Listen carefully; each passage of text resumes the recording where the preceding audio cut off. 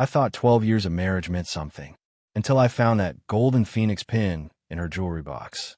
When she reached for my hand at the corporate gala, her smile perfect and practiced, I whispered, "Not this time. Not again."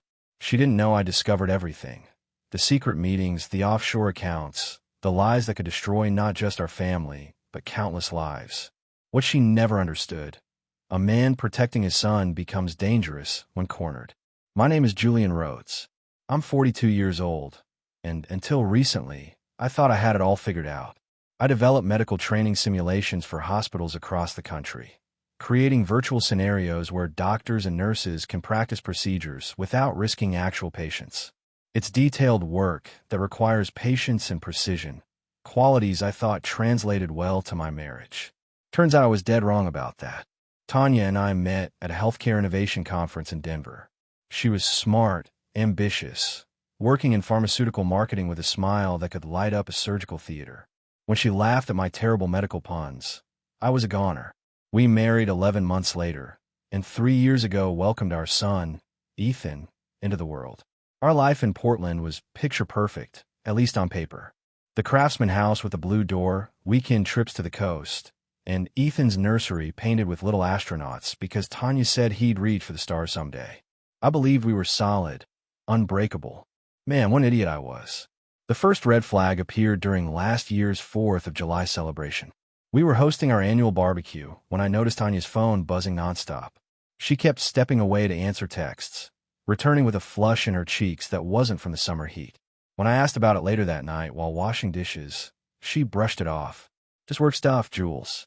The Meridian launch is next month." I believed her. Why wouldn't I? Trust was our cornerstone, or so I thought. 2 weeks later, I was using her iPad to order a birthday gift for her sister when a message notification popped up from someone named Dwayne. "Looking forward to Tuesday. Your brilliance deserves a proper showcase." Nothing explicitly damning, but something in my gut clenched. I clicked away, telling myself it was innocent. Work colleagues can be appreciative, right? But that night, I noticed Tanya spending extra time choosing her outfit for Tuesday's department meeting. I buried my suspicions and threw myself into a new simulation project, an emergency trauma response program for military medics. I worked late, came home exhausted, and slowly, the distance between us grew. In retrospect, maybe I was avoiding what was right in front of me. Everything changed the day I found the golden phoenix pin tucked in her jewelry box while looking for my cufflinks. Small, gleaming, with ruby eyes that seemed to mock me. It wasn't her style at all. Tanya preferred simple, elegant pieces. When I casually mentioned it over breakfast, her coffee cup froze halfway to her lips. "Oh, that old thing. It's from the Women's Leadership Committee. Just a silly token." But her eyes never met mine, and later that day, the pin mysteriously disappeared from her jewelry box. That's when I knew something was seriously wrong. I just didn't realize how deep the deception went, or how many others were involved in this elaborate dance of betrayal, or how much it would break Ethan's little heart when his world fell apart.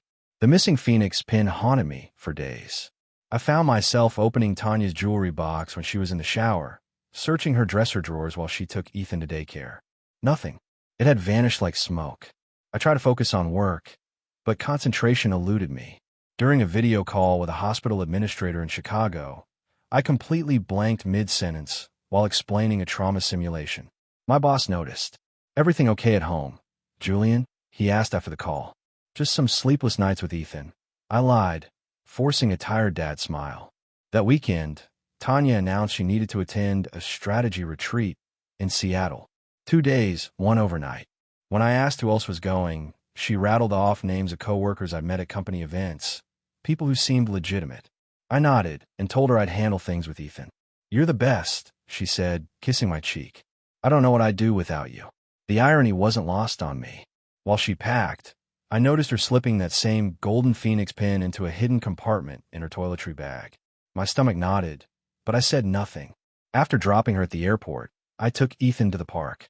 While he played in the sandbox, I pulled out my phone and searched golden phoenix pin meaning. Nothing significant appeared, just jewelry listings and mythology references. That night, after tucking Ethan in, I did something I'm not proud of. I logged into our shared cloud account and checked Tanya's location. According to her phone, She was indeed in Seattle, at the hotel she'd mentioned. I felt simultaneously relieved and foolish, until her location disappeared completely. Not just moved, vanished, as if her phone had been turned off. At 9:47 p.m. Who turns off their phone at a business retreat? I called the hotel, heart pounding. Could you connect me to Tanya Rhodes' room, please? I asked, trying to sound casual. I'm sorry, sir. We don't have a guest by that name. The receptionist replied. Cold sweat broke out across my forehead. She's with the Meridian Pharmaceuticals Group. I added. We don't have any group bookings under that name either, sir. I hung up, hands shaking. Ethan whimpered in his sleep from the next room, and I went to him on autopilot, stroking his hair until he settled. My son's peaceful face contrasted sharply with the chaos erupting inside me. Where was she? With whom? And what the hell did that Phoenix pin have to do with it all? I spent the night alternating between rage and disbelief, crafting and discarding confrontation scenarios. By morning, I made a decision. No more willful blindness. When Tanya returned, all smiles and Seattle souvenirs, I'd be ready with more than just questions. I just didn't realize I was up against something far bigger than a cheating spouse, something that would put not just my marriage, but my career and possibly even our safety at risk. When Tanya returned Sunday evening, I played the role of the unsuspecting husband perfectly. I helped with her luggage, listened to fabricated stories about Seattle, and even laughed at the appropriate moments, all while the truth burned in my chest like acid. Did you bring me anything? Ethan asked, bouncing on his toes. Tanya's smile faltered briefly. She clearly hadn't bought any souvenirs from a city she'd never visited. Oh, honey, I'm so sorry. The meetings ran long, and I didn't have time to shop. Ethan's face fell. I scooped him up, my resolve strengthening. Hey, buddy, how about we go get ice cream instead? Just you and me. Really? Now. His eyes lit up. Really? Go get your shoes. I set him down and watched him scamper off. Tanya touched my arm. It's almost bedtime, Julian. I met her eyes, keeping my voice level. He deserves a treat after missing his mom all weekend. Something in my tone made her step back slightly. Good. Let her wonder what I knew. At the ice cream shop, Ethan happily demolished a chocolate sundae while I formulated my plan. I wouldn't confront Tanya without concrete evidence. I needed to understand what I was up against. The next morning, I called in sick to work, something I rarely did. After dropping Ethan at daycare and Tanya at her office, I returned home and began a systematic search of her house. In her home office, behind a row of pharmaceutical marketing textbooks, I found a burner phone. My hands trembled as I turned it on. No password protection. Amateur move. Text messages between T and D confirmed my suspicions about Dwayne. But it was the other conversations that chilled me. Messages about Phoenix meetings and references to upper circle clearance. One message mentioned acquisition targets with a list of biotech company names, competitors to Tanya's employer. I photographed everything, then returned the phone exactly as I'd found it. Next, I checked her laptop. Her company email was password protected, but I knew her pattern. Variations of Ethan's birthday. I was in within minutes. There was a calendar invite for this Thursday. Phoenix Circle, 8 p.m., Helix Lounge. No other details. I heard a car door slam outside and quickly closed everything, my heart hammering. But it was just the mailman. That night at dinner, I watched Tanya interact with Ethan, marveling at her ability to compartmentalize. She seemed genuinely engaged as she helped him with a puzzle, laughing at his jokes, kissing his forehead. Did she ever think about how her actions might hurt him? Daddy, you're squeezing your fork too hard, Ethan observed. I relaxed my white-knuckled grip and forced a smile. Just thinking about work, buddy. Thinking about saving lives with your computer games? He asked proudly. Something like that, I replied, ruffling his hair. Thursday was approaching, and I would be ready. Not just for myself, but for Ethan. Whatever this Phoenix Circle was, I intended to expose it, even if it burned my marriage to ashes in the process. Thursday arrived with ominous storm clouds that matched my mood. I spent the day preparing, telling my boss I needed to leave early for Ethan's doctor appointment. Another lie in a growing collection. I arranged for Mrs. Lambert, our elderly neighbor who adored Ethan, to watch him for the evening. Date night, I explained with a forced smile, trying to reconnect with the wife. Oh, how wonderful, she gushed. You two are such a lovely couple. If she only knew. Tanya texted around noon. Working late tonight. Don't wait up. I replied, no problem. Taking Ethan to mom's for the night. Have fun. My parents lived 3 hours away, but Tanya wouldn't know I was lying. We were both living in fiction now. I parked 2 blocks from the Helix lounge at 7:30 p.m., positioning myself with a clear view of the entrance. The place looked ordinary enough, a trendy cocktail bar in the financial district. At 7:45, Tanya's car pulled up. She looked stunning in a black dress I'd never seen before, her hair styled differently. The woman who kissed me goodbye this morning in jeans and a casual sweater had transformed into someone else entirely. She entered the lounge after checking her reflection. 10 minutes later, Dwayne arrived, tall, confident, wearing an expensive suit. I recognized him from Tanya's company Christmas party last year. He'd been introduced as a strategic consultant. Over the next 15 minutes, 6 more people arrived, each discreetly displaying a small golden phoenix pin before being admitted to a back room. I recognized 2 as executives from competing pharmaceutical companies. What the hell was going on? My military brother had taught me some surveillance techniques years ago. Blend in, act with purpose, never hesitate. I straightened my tie, activated the voice recorder on my phone, and walked confidently toward the entrance. The bouncer stopped me with a raised hand.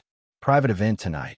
I tapped my jacket pocket where I'd pinned my own version of their symbol, a phoenix emblem I'd ordered through expedited shipping after seeing the calendar invite. I'm with the Phoenix Circle, I said with casual authority. Meridian Division.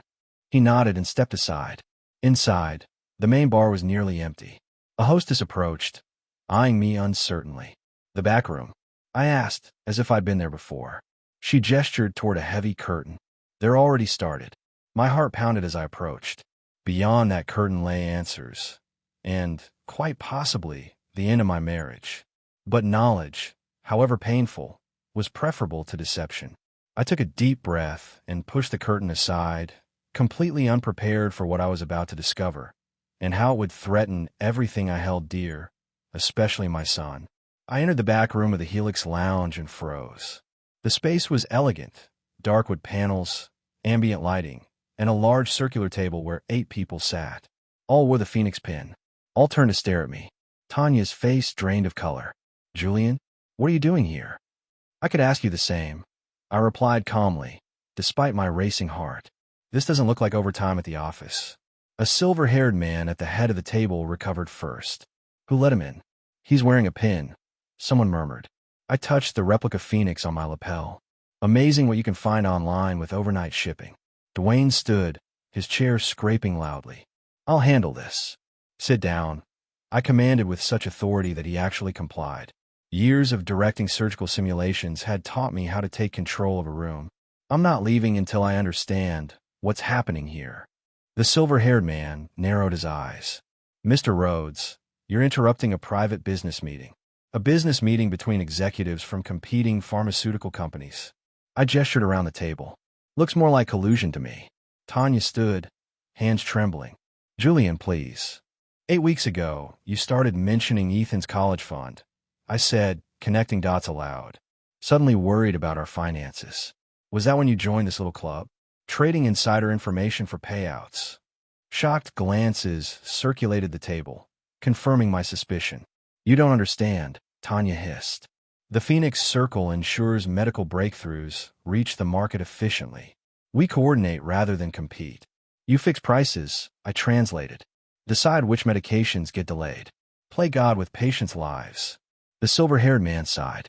Your husband's simplifying a complex arrangement, Tanya. And sleeping with my wife. I addressed Dwayne directly. Is that part of the arrangement too? The room grew uncomfortably silent.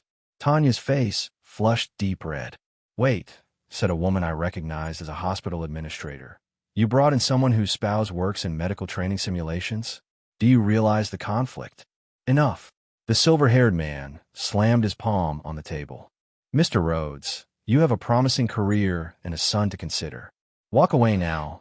Forget what you've seen, and we'll do the same. I pulled out my phone, showing the active voice recorder. Too late. I've been recording since I walked in. Chaos erupted. 2 men lunged toward me, but I stepped back, holding the phone high.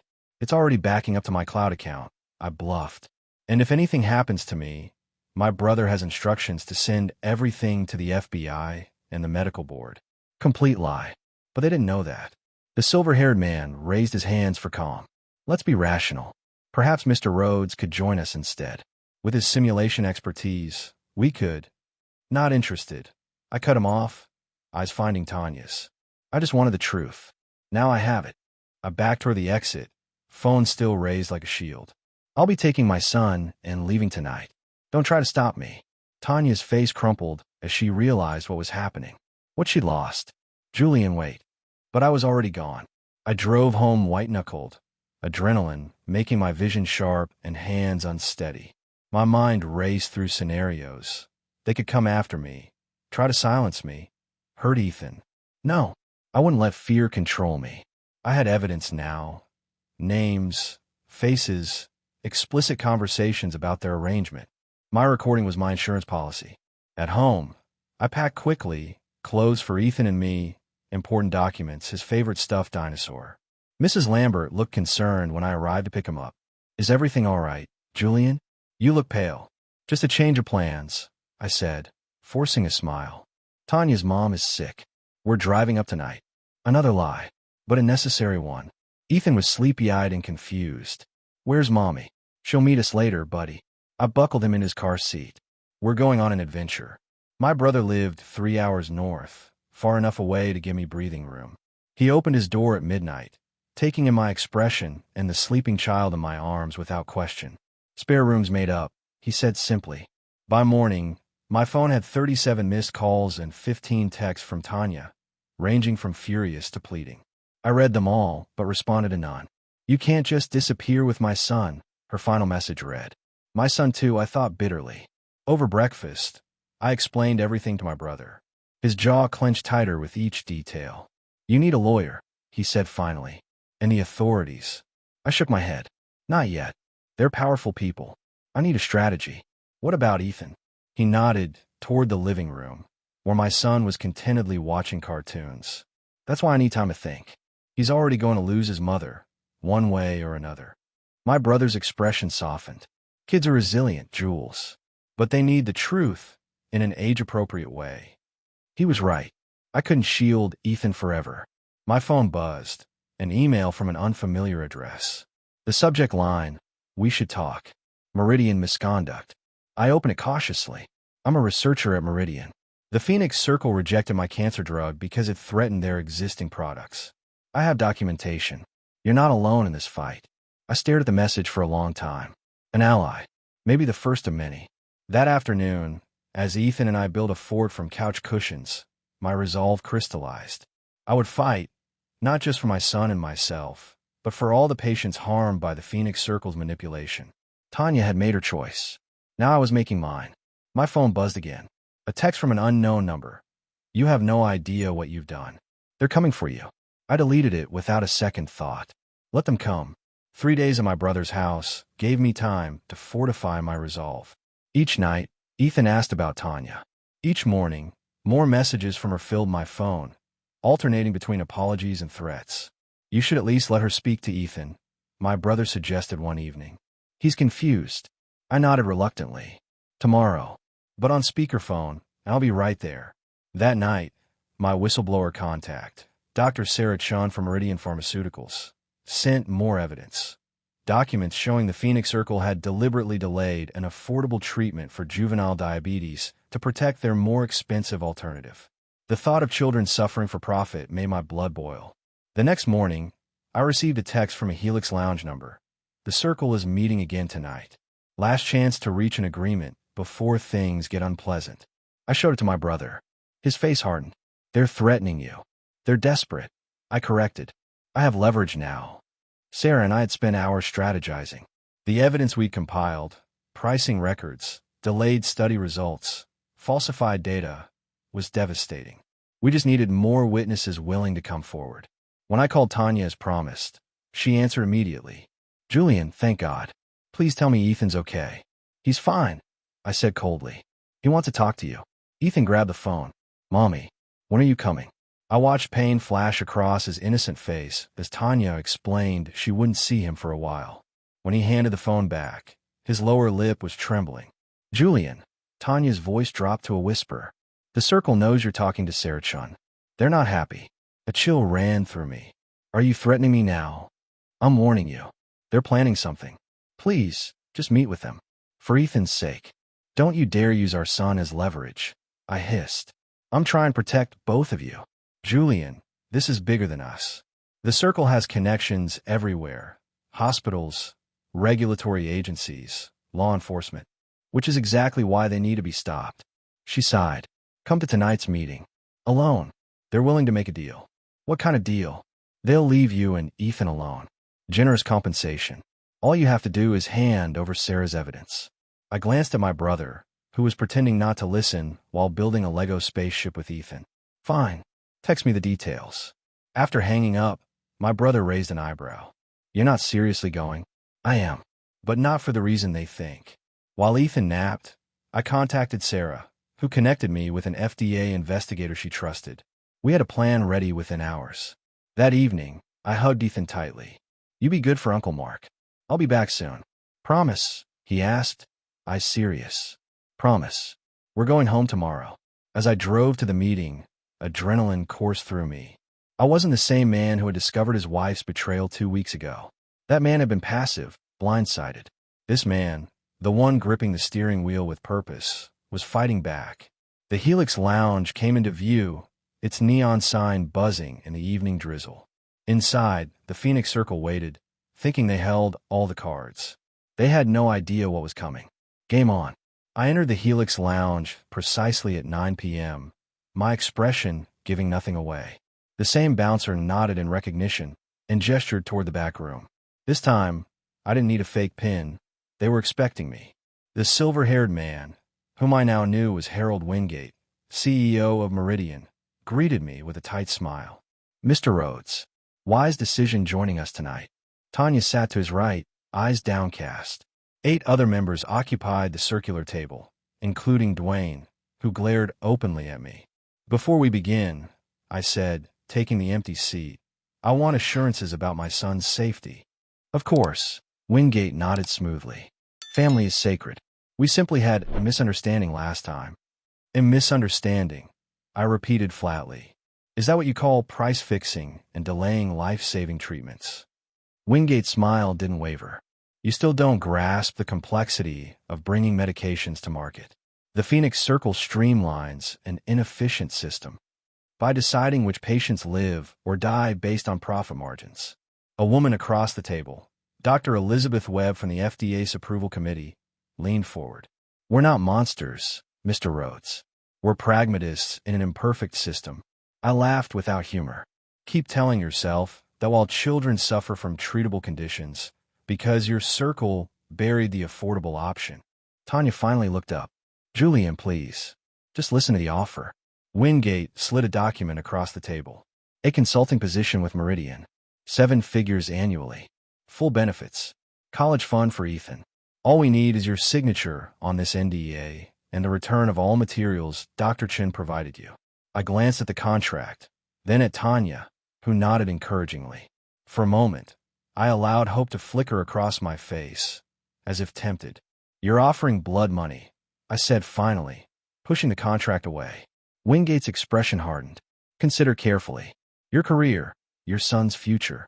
My son's future depends on me showing him what integrity looks like, I interrupted, which is why I recorded this entire conversation. Chaos erupted. Dwayne lunged toward me, but froze when the doors burst open. 4 agents in FBI windbreakers entered, followed by Sarah Chun and 2 FDA investigators. Harold Wingate, announced the lead agent. You and your associates are under investigation for price fixing, securities fraud, and racketeering. I stood, catching Tanya's devastated expression. I gave you a chance, I told her quietly. You chose them over your family. As statements were taken and evidence secured, I stepped outside to call my brother. It's done, I said when he answered. We're safe now. Ethan's been asking for you, he replied. And for his mom. My throat tightened. Tell him I'm coming home. And that things will be different, but we'll be okay. Walking to my car under the starlit sky, I felt strangely light. The road ahead wouldn't be easy. Divorce, custody arrangements, rebuilding our lives. But for the first time in weeks, I could breathe again. The week following the FBI raid on the Phoenix Circle was a blur of depositions, legal consultations, and trying to maintain some semblance of normalcy for Ethan. The media frenzy erupted almost immediately. Pharmaceutical corruption ring exposed dominated headlines nationwide. I returned with Ethan to our home, though it felt different now. Empty spaces where Tanya's things had been. Silence where her voice used to be. Ethan noticed immediately. "Where's all of Mommy's stuff?" he asked, clutching his dinosaur toy tighter. I knelt to his level. "Mommy won't be living with us for a while, buddy. She has some adult problems to fix." His lower lip trembled. "Because she was bad?" My heart broke. "How do you explain corporate corruption to a 3-year-old? "She made some mistakes," I said carefully. "But she still loves you very much." That night, after tucking Ethan in, I sat alone at the kitchen table, staring at divorce papers my lawyer had prepared. Beside them lay a letter from Meridian Pharmaceuticals. My simulation program was being suspended, pending review. No surprise there. I'd helped take down their CEO. Sarah Chun called around midnight. "How are you holding up?" she asked. "About as well as expected." "You?" "Busy. Witness protection isn't exactly relaxing." She paused. "Have you seen the news? Wingate and 3 others are accepting plea deals. They're going to testify against the rest, including Tanya. She's probably looking at 5 to 7 years. Her lawyer's pushing for a reduced sentence in exchange for cooperation." I closed my eyes, imagining Ethan growing up with his mother in prison. Another casualty of the Phoenix Circle. My doorbell rang unexpectedly. Through the peephole, I saw Tanya's father, a stern, proud man I'd always struggled to connect with. "Julian," he nodded when I opened the door. "May I come in?" I stepped aside wordlessly. He surveyed the living room, eyes lingering on Ethan's toys scattered across the floor. "How's my grandson?" "Confused. Hurting, but resilient." He nodded, then reached into his jacket, producing a small wooden box. "I found this in Tanya's childhood bedroom. I think you should have it." Inside was a collection of photos, Tanya and me in happier times, ultrasound images of Ethan, family vacations. At the bottom lay a handwritten note. "If you're reading this, I've failed you both. I'm sorry. Everything I did, I thought I was securing Ethan's future. I was wrong. Please don't let him forget me." Dated 3 days ago. She knew what was coming. Her father said quietly. Too proud to admit it, but she knew. "It doesn't change anything," I replied, though my voice lacked conviction. "No," he agreed. "But understanding might help Ethan someday." After he left, I remained awake long into the night, thinking about legacies, choices, and second chances. Not for Tanya and me, that ship had sailed, but perhaps for Ethan's relationship with his mother, once she'd paid her debt to society. Sometimes the most courageous thing isn't standing your ground in battle, but finding forgiveness in the aftermath. I didn't know if I could do that yet, but for Ethan's sake, I had to try. 6 months later, life had found a new rhythm. My wrongful termination lawsuit against Meridian had settled generously enough to give me time to launch my own medical simulation company. Several hospitals who'd been shortchanged by the Phoenix Circle eagerly signed on as first clients. Ethan started preschool, thriving despite the upheaval in his young life. I'd arranged supervised visits with Tanya at her attorney's office while she awaited trial. Difficult at first, they gradually became something Ethan looked forward to. "Mommy taught me a new dinosaur today," he announced after one such visit. "The Ankylosaurus." I supplied, helping him with his shoes. "Yeah, the one with the club tail." He swung his arm in demonstration, nearly hitting my knee. I smiled. "Did she teach you anything else?" His face grew serious. "She said she's sorry she made bad choices." My breath caught. "What did you say?" I said it's okay to make mistakes if you say sorry. "That's what you tell me." Out of the mouths of babes. Sarah Chun had become a regular collaborator on my new venture, bringing her pharmaceutical expertise to create more accurate medical simulations. We were developing a program to help identify adverse drug reactions that the Phoenix Circle had deliberately overlooked. "We're making a difference," she remarked one evening as we finished a prototype. "Patients who would have been sacrificed for profit will have a fighting chance now." The investigation had expanded internationally, uncovering similar corruption circles in Europe and Asia. Multiple arrests, congressional hearings, regulatory overhauls. The ripple effects continued to spread. Dwayne had turned state's evidence immediately, testifying against Tanya and others to save himself. His betrayal seemed fitting somehow. Tanya, to her credit, accepted full responsibility, refusing to implicate lower-level employees who'd been pressured to comply. On a crisp autumn day, I received a letter from the judge overseeing her case, requesting a victim impact statement. Did I want to push for maximum sentencing or advocate for leniency? I sat on our back porch watching Ethan chase falling leaves, his laughter carrying on the breeze. The anger that had fueled me months ago had gradually transformed into something else. Not forgiveness exactly, but perspective. That evening, I wrote my statement, choosing words carefully. I described the damage Tanya's choices had caused, but also acknowledged her cooperation and remorse. I requested that any sentence include options for early parole with community service and healthcare ethics. Not for her, I wrote in conclusion, but for our son, who deserves to know both his parents, one who stood against corruption, and one who found the courage to admit her mistakes and make amends. Standing up to the Phoenix Circle had cost me my marriage and temporarily upended our lives. But watching Ethan grow, seeing the positive changes in healthcare regulation, building something better from the ashes, I knew I'd made the right choice. Some phoenixes rise alone. Others rise together. Either way, they rise.